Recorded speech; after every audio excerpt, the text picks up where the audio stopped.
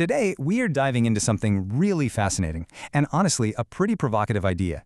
It's a totally unconventional definition of what it means to be an enlightened person, and it comes straight from our source text. So let me just ask you, when you hear that phrase, an enlightened one, what's the first thing that comes to mind? What's that picture in your head? Is it someone kind of like this, perfectly calm, peaceful, maybe a little bit detached, someone who seems to be just floating above the whole messy, chaotic world of human feelings? Yeah? Okay, hold on to that image. Because the text we're digging into today just shatters that picture from the very first sentence. It points to Jesus Christ as its #1 example, a figure who was incredibly emotional. I mean, he cried, he laughed, he felt deep sadness, and he could get absolutely furious. So, how can someone so fully, intensely human also be considered the way, the truth, and the life? Well, that's the puzzle we're going to try to solve.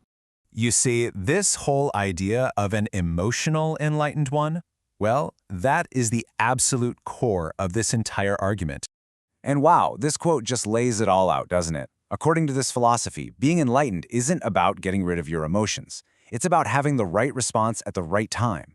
To not feel anger when anger is the appropriate response is seen as a spiritual failure, just as much as not feeling joy when you should be joyful. Okay, so to really get what makes this kind of person enlightened, we first have to understand the system that they're perfectly in sync with. The text calls this system the Tao. Now, the source defines the Tao as something incredibly specific, not some vague, floaty, mystical force. It calls it a precise, scientific response instrument. I mean, get that. Think of it like the universe's unbreakable law of cause and effect. It's totally impartial, it's super sensitive, and it's always, always accurate. So, to make this idea a little more concrete, the source gives us a few really simple analogies. First up, a computer network. You type in Maple Leaf, you get results for Maple Leaf. You don't get a picture of a stone, right?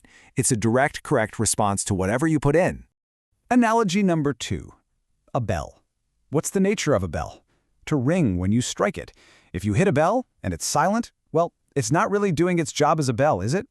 And finally, think about a seed in good, fertile soil. It has to sprout. It's just a natural, automatic reaction. That's the principle we're talking about here. A stimulus creates a direct, appropriate response. There's no distortion. There's no hesitation. And this whole principle of direct response, it brings us to this amazing central metaphor that the source uses to describe an enlightened person. They are like a perfect mirror. Think about that. A mirror doesn't create its own image, does it? It doesn't have an opinion or an agenda. Its only job is to reflect perfectly and faithfully whatever shows up in front of it. So the emotions they show aren't really theirs. They're just reflections of the world. And this is where you start to see just how radical this idea really is. This isn't about turning the other cheek. No way. If love appears before this mirror, it reflects love. But if hate appears, it reflects hate. If someone is scheming, the mirror reflects scheming. If a rogue shows up, the mirror becomes a rogue. So how is that even possible? Well, the text says the mirror has to be spiritually empty. Now, that doesn't mean vacant or dumb. It means being free of your own junk, your own filters, your fixed opinions, your suspicions, your judgments. Anything you add from your own mind just distorts the reflection.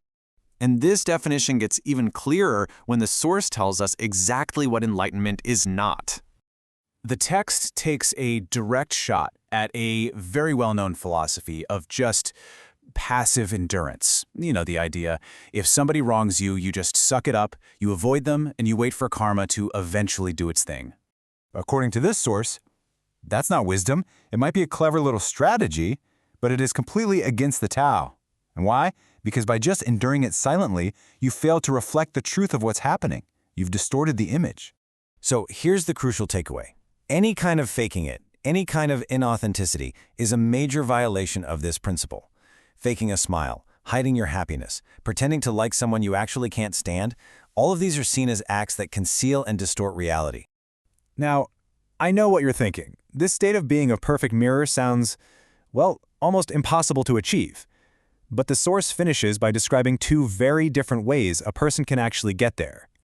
That's right, there are 2 distinct paths to this state of emptiness, which shows there's not just one single way to be an enlightened person. So on one path, you have the unpolluted child.